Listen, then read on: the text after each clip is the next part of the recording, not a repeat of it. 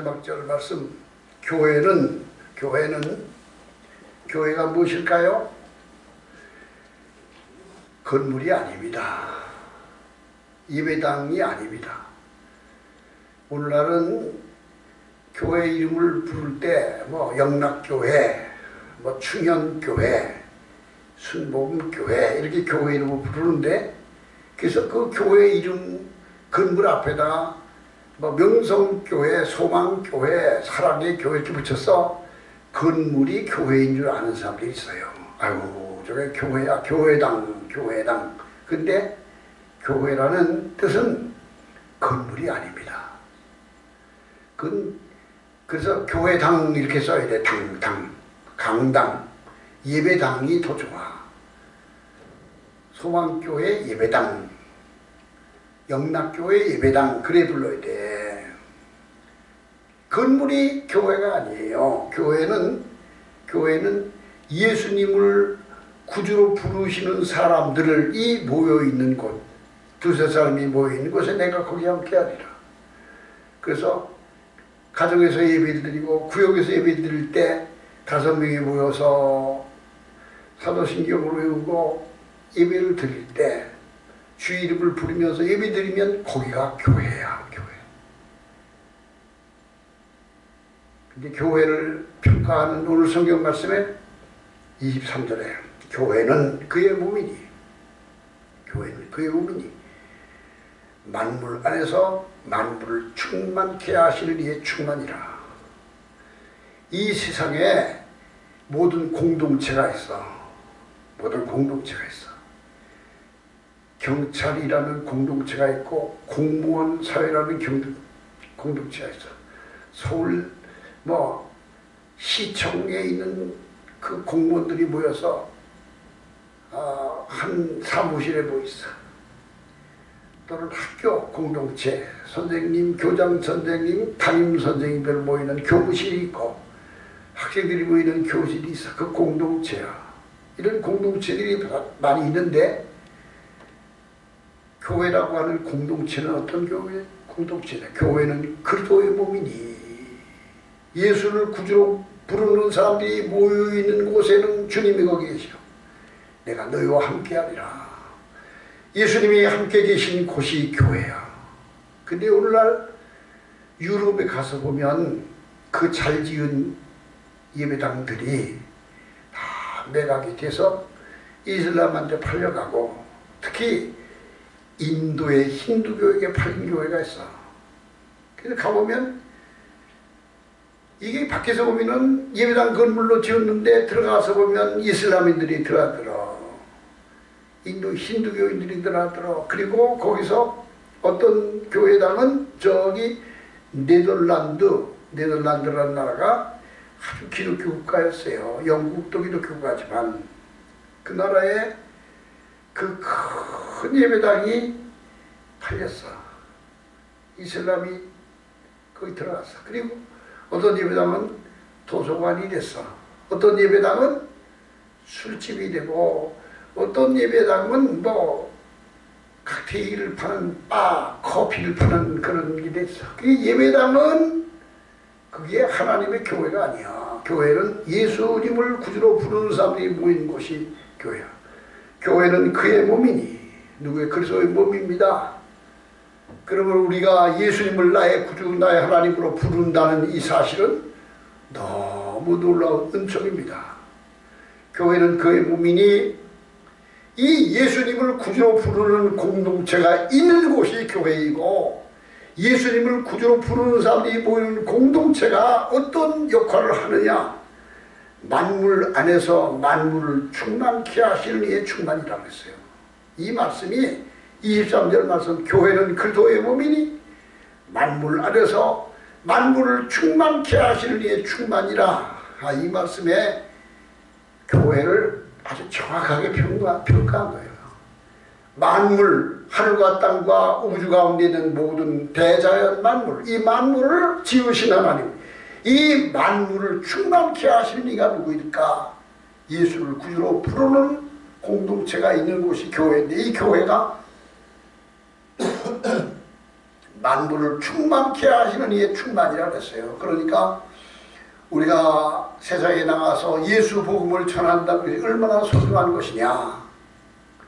예수 그리스도를 구주로 부르는 것은 하나님의 계획 속에 있는 세상을 변화시키는 하나님의 계획 속에 있는 것입니다. 교회는 그의 몸이니 만물 안에서 만물을 충만케 하시는 이의 충만이니라. 하나님은 이 세상에 오셔서 우리에게 놀라운 은혜를 주셨는데 어떤 은혜를 주셨을까요? 하나님이 주신 은혜는 우리의 17절에 가서 보세요. 17절 우리 주 예수 그리스도의 아버지 하나님 영광의 아버지께서 지혜와 계시의 영을 너에게 주사 너희 하나님을 알게 하시고 너의 마음 눈을 밝히사. 지혜와 계시의 영을 주셨을 때 하나님을 알게 되고 그리고 마음의 눈이 밝아집니다. 지혜와 계시의 영을 주셨을 때 성령은 어떠냐니까 성령이 임하시면 지혜와 계시의 영을 주십니다. 성령을 우리가 흔히 불 받아라 불은 불과 성령으로 세례를 주시라. 불은 뜨거운 거죠. 불은 태우는 역할을 하는 거예요. 불은 태우는 역할을 하는 거예요. 오순절날 성도들이 모이는 그 다락방에 불에 혀같이 갈라지는 것이 각 사람 머리에 임하였더니 저희가 다 성령의 충만으로 다 각기 다른 방으로 말하였다지. 그는 성령이 임하시는 그 모형이 각 사람 머리 위에 불꽃같이 혀같이 갈라지는 것이 임하여 오는 것을 보는 것이지 불이라는 것은 그건 상징적인 것인데 불은 사르는 거예요. 심판을 말하고 있어요. 어떤 사람은 불 받아라! 그래, 불 받아라. 불 받아라. 성령 받아라. 이렇게 불 받아라 그러면 안 돼. 성령이 임하시면 지혜와 계시의 영을 주시는 것이지 불이 들어온 게 아니야. 지혜와 계시의 영을 너에게 주사. 성령은 세미한 영이시기 때문에 세미한 음성으로 우리에게 계시를 주십니다. 하나님의 뜻이 어떤 것을 알게 하십니다. 하나님의 비밀을 깨닫게 하십니다. 우리 주 예수 그리스도의 하나님 영광의 아버지께서 우리에게 이 지혜와 계시의 영을 주시는 성령은 누구신가? 예수 그리스도의 아버지 영광의 하나님이십니다. 예수를 믿지 아니한 사람들에게 하나님은 아버지가 될 수 없어요. 예수 그리스도의 아버지 하나님 영광의 아버지 예수를 믿는 예수를 구주로 부르는 사람에게 하나님은 아버지가 되시고 그 하나님이 우리에게 예수의 이름을 통하여 계시와 지혜의 영을 주십니다. 계시와 지혜의 영을 주십니다. 계시와 지혜의 영을 너에게 주사. 그러면 어떤 일을 하는가? 하나님의 비밀을 알게 돼요. 하나님의 뜻을 분별하게 돼요. 예수님을 구주로 시인하게 되고 내가 죄인이었는데 내가 말로 다 할 수 없는 그런 용서받을 수 없는 죄인이었는데 하나님이 나를 부르셔서 나를 예수 그리스도를 통하여 그 보혈의 은혜를 통하여 죄사함을 주셔서 하나님을 아버지라 부를 수 있는 이 놀라운 특권을 주셨다는 것을 알게 돼요. 주님을 물과 성령으로 거듭나지 않으면 하나님의 나라를 볼 수 없습니다. 너희가 각각 회개하여 주 예수 그리스도 이름으로 세례를 받고 죄사함을 받으라. 그리하면 성령을 선물로 주시리니. 성령을 받기 위해서 첫째는 뭐 해야 될까요? 너희가 각각 회개하여 두 번째로 주 예수 이름으로 세례를 받고 세 번째로 죄사함을 받으라. 그리하면 성령을 선물로 유쾌하게 하는 날이 주께로부터 너에게 임하리라. 하나님은 예수를 통하여 하나님을 알게 하시고 하나님으로부터 지혜와 계시를 우리의 마음속에 주시사 주님을 아버지라 주님을 그리스도 구주라고 부를 수 있는 이 놀라운 은혜를 주셨습니다. 그리고 마음의 눈을 밝히셨습니다. 계시형을 주셔서 마음의 눈을 밝혔어. 그래서 사람이 눈이 밝으면 온몸이 밝을 것이요 눈이 어두우면 온몸이 어두울 것이다. 우리의 눈이란 뭘까요? 영적인 감각, 영적인 그런 그 지각 능력을 말하고 있어요. 그래서 마음의 눈, 영의 눈이 막지 못한 사람은 분별력이 없어. 그래서 아니 교회를 다니는 그리스도인이 되었는데 진리를 분별하지 못한다니까. 분별력이 없어. 그래서 거짓말이 진짜인 줄 알고 있더라고. 아이고 나 코로나 주사 맞아서 잘했다고. 나는 너보다 먼저 맞았어. 나는 내가 얼마나 코로나 주사 맞으려고 어려운 줄 알아? 겨우겨우 맞았어. 아니 이게 그렇게 분별력이 없어요? 아니 지금 시대가 어떤 시대인지 이 시대를 분별할 수 없다는 것은 영적인 감각이 없는 거예요. 하나님의 계시의 영이 지혜와 계시의 영이 그를 비춰주면 시대를 분별할 수 있게 돼요. 온 세상이 캄캄하여서 잠빛이 없었더니 그 빛나는 영광 나타나 그 빛나는 영광 나타내 온 세상 밝히었네. 하나님의 영이 하나님의 계시의 영이 나의 눈을 밝힐 때 세상이 얼마나 어두운 것인가를 알게 되고 거짓되었다는 것을 알게 돼요. 보세요. 예수 안 믿는 세상 사람들도 지각 능력이 있으면 시대를 분별하게 됩니다. 저 히랍의 디오게네스라는 철학자는 그 시대에 세상을 바라볼 때 왜 이렇게 거짓말이 가득 차고 불법 부정이 세상을 지배하는지 너무 안타까워서 대낮에 호롱불을 들고 돌아다녀. 그러니까 제자들이 막 아유 선생님 이 밝은 대낮에 왜 등불을 들고 다니세요? 물어보니까 뭐라 그랬죠? 자네는 세상이 밝게 보이나? 나는 세상이 캄캄하게 어둡게 보이나? 이렇게 말씀하셨어요. 지금 우리가 살고 있는 시대가 어떤 시대인지 몰라요? 거짓말이 우리 김선미가 그러잖아요. 동사무 다니다 보면 아니 분명히 거짓말인데 다 그걸 믿는데 거짓말을 믿는데 거짓말이 진실이 되어버려. 그러니까 이상한 거야. 이상한 거야. 이게 지각이 있으면 아니 어떻게 저건 분명히 거짓말인데 진실이라고 그러지? 아니 아닌데 이게 내가 보기엔 아닌데 따라가. 다 따라가. 지금 시대가 그런 시대가 됐어요. 그런데 제가 늘 말하죠. 세상이 영적으로 어두워지면 영적으로 혼탁한 세상이 되면 불법과 부정이 큰 소리를 치고 거리를 활보하며 세상을 지배하는 나라가 돼. 불법과 부정이 판을 치면 어둠이 지배하는 세상이 되면 그래서 그 어느 시대든지 무당들이 그냥 바로하고 무당들이 그냥 판을 치는 사람. 지금 보세요. 유튜브에 가서 보면 무당들이요. 아이고 뭐 문재인이 사주 보니까 어쩌고 저쩌고 박근혜 사주 보니까 어쩌고 저쩌고 뭐 내년에 대선을 어떻게 될 거고 어쩌고 저쩌고 세상에. 그리고 그걸 다 조회해서 들여다본다니까. 아이고 사주팔자가 어쩌고 저쩌고 뭐 풍수지리가 어쩌고 저쩌고 이런 것이 횡행하는 나라일수록 그 나라는 혼란이 오고 그리고 결과적으로는 이렇게 거짓말과 불법이 기승을 부리다가 진실과 정의는 다 숨어버리고 발에 밟히다가 결과적으로 나라가 망해버리고 말아요. 망해버리고. 어느 시대든지 그랬어요. 고려가 멸망하고 조선이 창업할 당시에 그 당시에 신돈이라는 그 중이 있었어. 근데 그 신돈에 대해서 평가를 다시 해야 돼. 신돈이 어떤 사람인가. 근데 어쨌든 그 당시에 공민왕이라는 왕이 고려의 마지막 왕이 어떤 왕이었냐? 그는 동성애자였어요. 남자를 들여놓고 남자하고 성생활을 했어요. 그러니 얼마나 우스운 나라가 됐어. 공민왕은 동성애자야. 그런 일이 많아.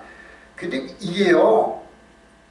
마태복음 1장에 보면은 아브라함이 이삭이 야곱을 낳고 야곱이 뭐 유다를 낳고 유다가 뭐 유다가 다말에게서 베레스를 낳고, 제가 마태복음을 보다가 그 말 들으면서 아니 다말이 누구지? 유다의 며느리야. 며느리가 결혼했는데 남편이 아기를 낳기 전에 죽었어. 그러니까 유다가 둘째 아들을 주었는데 둘째 아들이 자기 형수에게서 애 낳는 걸 마음에 안 들어가지고 이게 둘째 아들도 죽어버렸어. 그러니까 셋째 아들은 안 보냈어. 유다가, 시아버지가. 그리고 친정으로 보냈어. 다말을. 너 친정에 있어라. 왜 아들들이 다 죽을 것 같으니까 보냈어. 그러니까 다말이 원한을 품고 있다가 자기가 있는 동네에 자기 시아버지 유다가 온다는 소식을 들으니까 그는 노구를 쓰고 거리에 가서 시장에 앉아서 창녀 목장을 하고 앉아서 자기 시아버지가 오는데 시아버지를 유혹을 해. 그러면 그 당시에도 창녀가 있었던 거예요. 유다가 자기 며느리인지 모르고 다말에게 들어가서 동침하고 잉태를 해. 그러니까 당시 며느리가 과부가 잉태했다 그러면 돌로 쳐 죽여라! 그리고 끌어왔는데 다말이 뭐라 그러죠? 이 지팡이와 이 주머니를 준 자가 이 아이의 아비입니다. 그게 뭐야? 유다 자기 시아버지가 화대를 못 주고서 지팡이하고 그걸 주면서 내가 다시 와서 준다. 이게 얼마나 우스운 일이야 이게. 그러니 성경 역사를 보다 보면요, 성경을 어떤 시골 노인네가 그런 데다가 성경을 보다가 아이고 뭐 성경이 이게 무슨 뭐 성경이냐 이놈 그냥 마당으로 집어던지면서 여기 더러운 성경이 어딨냐고. 아이고 아니 야 너 다윗이 무슨 짓을 해? 다윗이 한 짓이 뭐예요? 아니 왕궁위를 걸리다가 보니까 아름다운 여인이 목욕하는 걸 보고서 너무 이쁘니까 데려왔어. 근데 누구냐 그게? 밧세바야. 이 밧세바는 어떤 여자였는가? 다윗이 어렸을 때 소년 시절에 어렸을 때 이웃집에서 살고 있던 여자친구였어. 밧세바가. 이게 외경이 나오는 거예요. 그렇게 서로 좋아하던 여자친구였는데 자기가 광야에서 쫓겨다니고 하면서 잊어버렸거든 밧세바를. 그러고 있었는데 너무 아름다운 여자를 끌어 데려와서 보니까 아니 과거에 자기 어린 시절에 여자친구야. 아이고 그러니까 밧세바가 간구한 거예요. 근데 밧세바는 자기 충성스러운 신하의 우리아의 아내야. 아니야. 이게 밧세바가 이게 잉태를 하네. 수태를 했네. 그러니까 아이고 큰일 났어. 이 밧세바는 자기 남편은 저 전쟁터에 가는데 이게 애를 뵀으니 어떻게 할 거예요. 그러니까 다윗이 아이고 야 어떻게 하면 좋겠냐. 내가 빨리빨리 수습을 해였구나. 편지를 보내서 전쟁터에 있는 우리아를 불러와. 빨리 집에 오느라 불러와서 야 너 전쟁터에 얼마나 수고했냐. 너무너무 고생했으니까 이제 집에 들어가서 편히 쉬라. 그리고 밧세바하고 동침하게 한 거예요. 근데 우리아가 너무 충신이라 내 부하들은 전쟁터에서 광야에서 잠을 자는데 내가 어찌 발을 씻고 집에 들어가 잠을 자리. 그리고 왕궁 바깥에다가 천막을 치고 안 들어가. 술을 먹이고 다시 들어가는데 안 들어가. 그러니 어떻게 다윗이 얼마나 비열한 놈이야. 예, 다윗이 야비한 놈이지. 아니 그걸 숨기려고 그런 짓을 해. 술을 먹이고 야 가서 네 아내하고 자라. 그래가지고 지진 걸 숨기려. 성경이 이렇게 지저분한 책이라니까. 그러니까 어떤 시골 노인네가 성경이 있다고 하고 마당을 집어던질 때 에이 더러운 성경을 내가 안 믿는다고. 근데 성경에 그런 걸 다 기록한 이유가 뭐냐? 너희 인생은 다 추잡한 거야.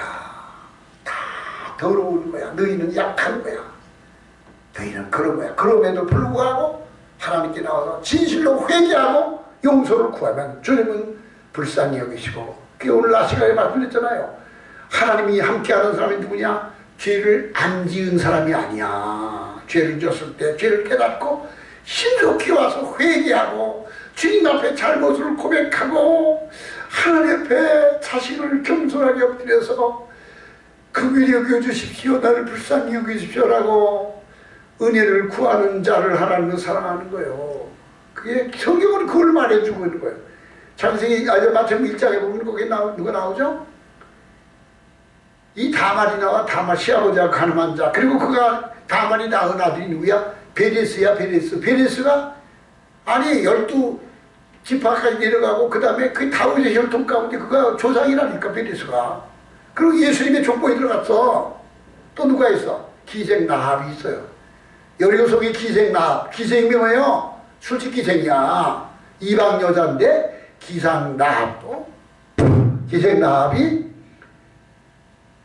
정탐꾼을 숨겨주고 그리고 하나님에 대하여 믿음을 유대인에 대한 믿음을 가지고 그가 나를 기억해달라고 하니까 이 기생 라합도 예수님의 혈통에 들어갔어.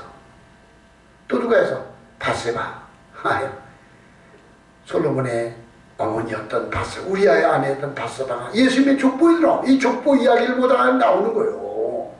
사람은 이렇게 흠이 많고 죄 많은 인생이야. 그러니까 남의 죄진 거 보고 정죄하지 마라. 그 사람이 얼른 회개하고 하나님께서 용서를 구하면 하나님은 그 사람을 불쌍히 여기시고 극률히 여기시고 그를 은혜를 주시고 은혜를 더하여 주시고 그를 사용하신다는 걸 알아야 돼.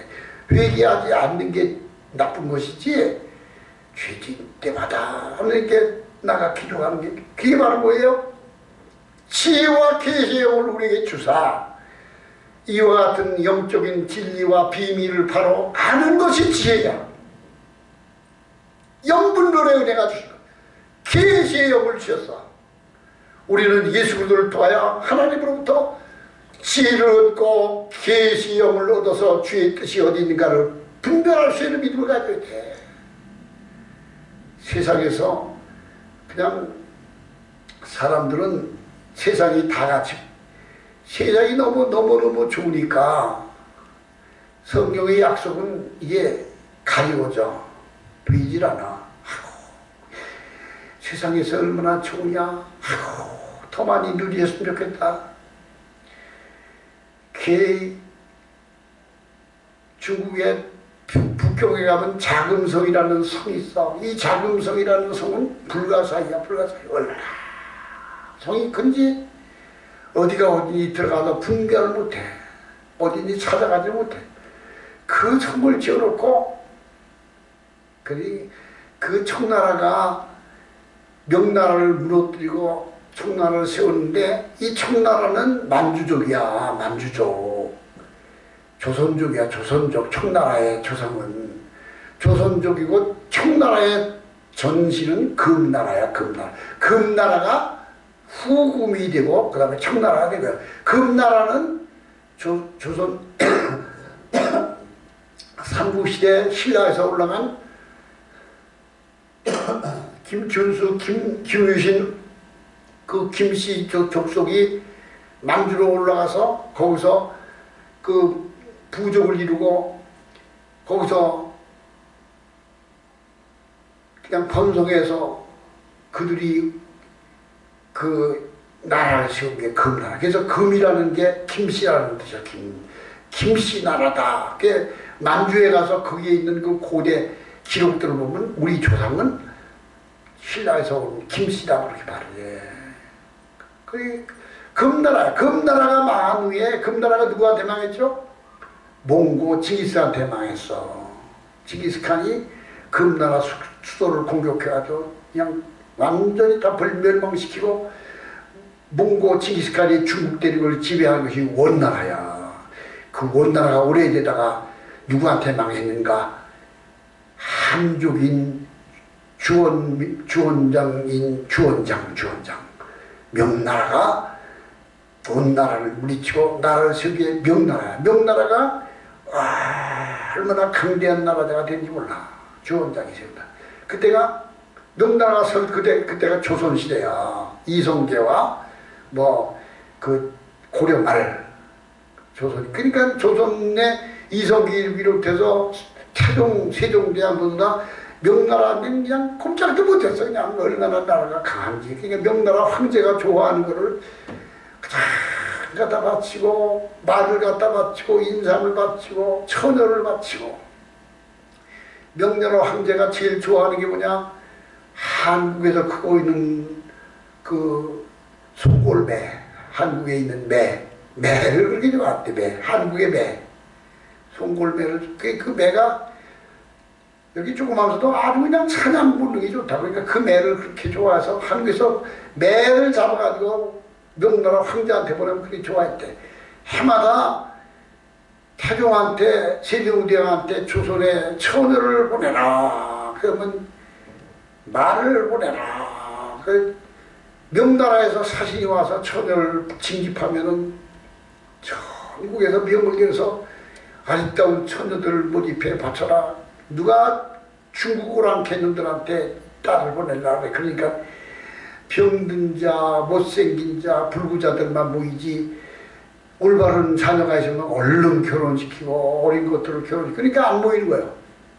그래서 명나라 사신이 보니까 이게 처녀 모아놓은 거 보니까 전부 병신들 모여서 그러면 세종대왕한테 고통을 참 이게 무슨 짓이냐. 그러면 세종대왕이 뭐라고 알아요? 관리들한테 네 딸들을 바치라 그랬어.